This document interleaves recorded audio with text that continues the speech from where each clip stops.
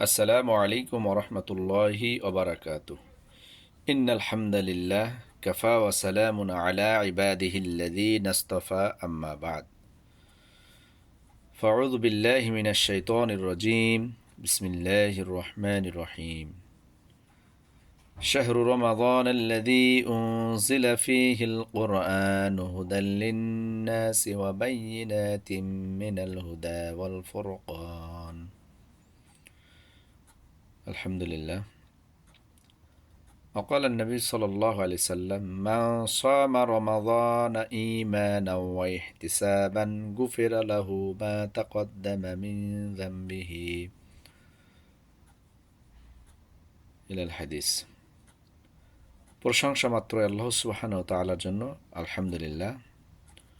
দরুদ ও শান্তি দয়া বর্ষিত আমাদের প্রিয় নবীর প্রতি আহমদে মুস্তাফা মুহাম্মদুর রাসূলুল্লাহ সকলে বলি সাল্লাল্লাহু আলাইহি সাল্লাম।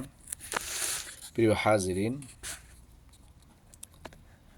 যে যেখান থেকে আপনারা আমার ভিডিও দেখছেন, আলহামদুলিল্লাহ আমি আপনাদের সম্মুখে সিয়ামের ফজিলত সম্পর্কে একটি হাদিস পাঠ করেছি এবং কোরআনের একটি আয়াত তিলাওয়াত করেছি। আল্লাহ সুবহানাহু ওয়া তাআলা বলেন, শাহরু রমাদানাল্লাযী উনজিলা ফীহিল কুরআন।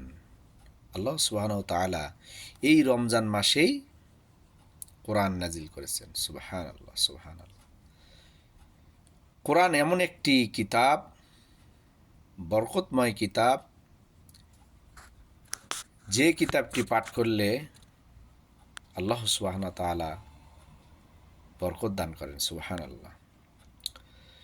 আমরা সকলেই জানি যে কোরআন পাঠ করা সবচেয়ে বেশি নেকি, অনেক সওয়াব, 70 গুণ ঊর্ধ্বে রমজান মাসে যে কোনো নেকির কাজ করবেন সব কিছু দ্বিগুণ হবে। কোরআন পাঠ করবেন একটি করে হরফে, অন্য দিনে, অন্য সময়, অন্য মাসে 10টি নেকি, এ মাসে আলহামদুলিল্লাহ 70টি নেকি। সুবহানাল্লাহ। কোরআন বেশি বেশি করে আমরা তেলাওয়াত করব, দেখে দেখেই তেলাওয়াত করব, সওয়াবের ভাগীদার হব। এবং হাদিসে আল্লাহ রাসূল বলেছেন, মান সামা রমাদানা ঈমানাও ওয়া ইহতিসাবান গুফিরা লাহু মা তাকদ্দামা। আল্লাহ নবী সাল্লাল্লাহু আলাইহি সাল্লাম বলেন, যে ব্যক্তি ঈমানের সহিত সওয়াবের আশায় রমজানের সিয়াম পালন করবে, রমজান মাসের সিয়াম রাখবে, তার পূর্বের গুনাহ খাতা আল্লাহ তাআলা মাফ করে দেবেন। সুবহানাল্লাহ। কত বড় নিয়ামত, কত বড় রহমত, কত বড় বরকত এই রমজান মাসে নিহিত রয়েছে। আমরা সকলেই জানি যে রমজান মাসে আল্লাহর অশেষ রহমত, আল্লাহ সুবহানাহু ওয়া তাআলা শয়তানদেরকে শিকলে আবদ্ধ করেন রমজান মাসে এবং কবরের আযাব, শাস্তিকে আল্লাহ মওকুফ করেন। জান্নাতের দরজাসমূহ আল্লাহ সুবহানাহু ওয়া তাআলা খুলে দেন এবং এই রমজান মাসে আল্লাহ তাআলার পক্ষ থেকে রহমত, বরকত, মাগফিরাত, ক্ষমা, বরকত, দয়া, রহমত সব কিছু আল্লাহ সুবহানাহু ওয়া তাআলা এই মাসে দিয়ে থাকেন।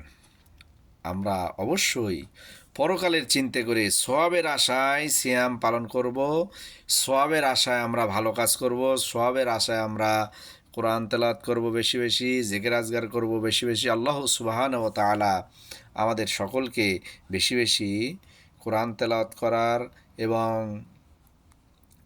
সঠিকভাবে সিয়াম রাখার আল্লাহ তৌফিক দান করুন, বেশি বেশি জিকির আজগার করার তৌফিক দান করুন। আল্লাহুম্মা আমিন।